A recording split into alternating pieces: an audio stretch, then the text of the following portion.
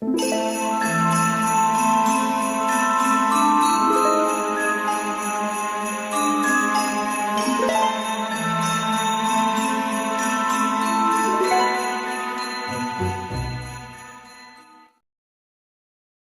buatlah bagi mereka suatu perumpamaan, iaitu penduduk suatu negeri ketika utusan-utusan datang kepada mereka, buka kurung iaitu tutup kurung ketika kami mengutus kepada mereka 2 orang utusan, lalu mereka mendustakan keduanya, kemudian kami kuatkan dengan buka kurung utusan tutup kurung yang ketiga, maka ketiga utusan itu berkata, sesungguhnya kami adalah orang-orang diutus kepadamu.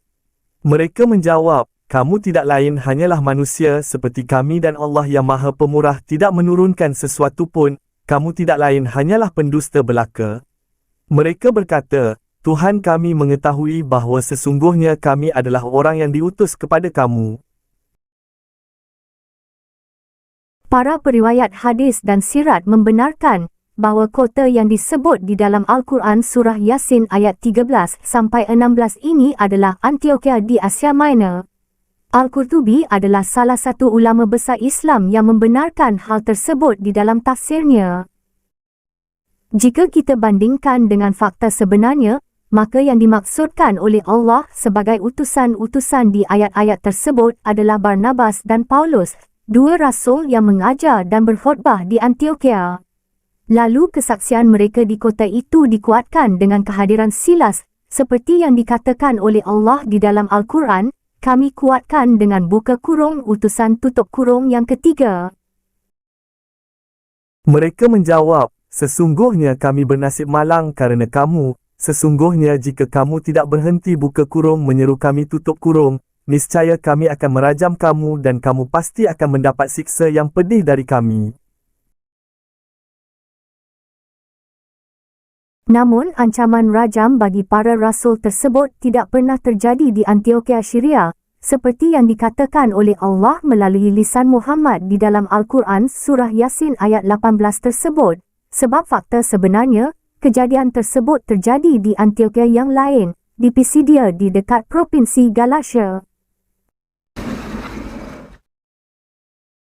Rupanya Allah tidak mengetahui misi pertama para rasul tersebut ke Antioquia Syria, dan begitu juga perjalanan misi selanjutnya seperti yang dilaporkan di kitab suci umat Kristiani, tepatnya di kitab Kisah Para Rasul. Kita baca di kitab tersebut bahawa Roh Kudus mengirim Barnabas dan Paulus untuk melakukan misi perjalanan dan Markus kemudian ikut bergabung. Di Antioquia Pisidia lah orang-orang melempari mereka dengan batu. Allah melalui lisan sang Nabi kesayangannya, mengira Antioquia Pisidia adalah kota yang sama dengan kota besar Antioquia Syria.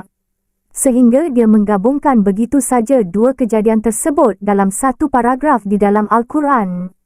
Sepertinya Allah melalui lisan Nabi kesayangannya yang bernama Muhammad, memang mempunyai kebiasaan menceritakan ulang pasal-pasal penting dalam kitab suci umat Kristiani dengan kalimat-kalimat dan paragraf yang pendek dan ngawur.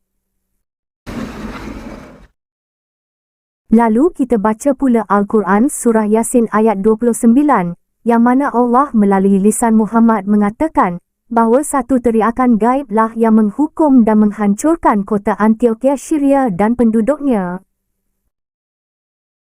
Tidak ada siksaan atas mereka melainkan satu teriakan suara saja, maka tiba-tiba mereka semuanya mati.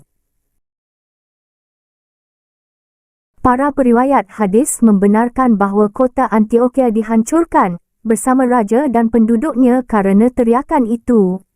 Salah satu periwayat hadis yang meriwayatkan hal tersebut adalah Qatadah bin Diamah As-Sadusi, salah seorang periwayat utama dari hadis-hadis Muhammad. Periwayat hadis utama lainnya adalah Abdullah bin Abbas, yang merupakan saudara sepupu Muhammad. Perkataan-perkataan Ibnu Abbas bahkan dianggap oleh beberapa umat Islam sebagai kedua yang terpenting setelah Al-Quran. Kota Antioquia Syria pada masa-masa awal kekristenan dipenuhi dengan para filsuf dan ahli geografi Yunani dan juga para pemimpin umat Kristiani.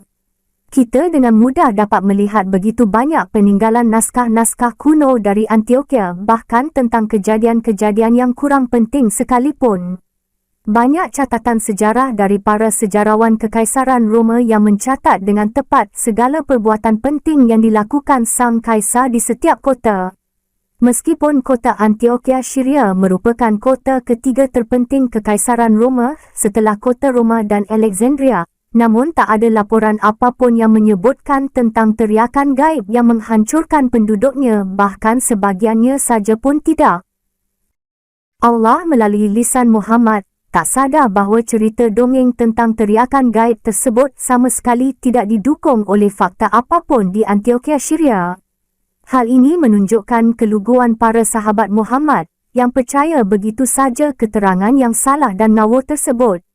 Mereka bahkan tak tahu menahu mengenai kebudayaan dunia beradab Antioquia yang dikatakan oleh Allah melalui lisan Muhammad di dalam Al-Quran sudah musnah. Ternyata masih tetap ada di zaman mereka dan juga di zaman kita sekarang.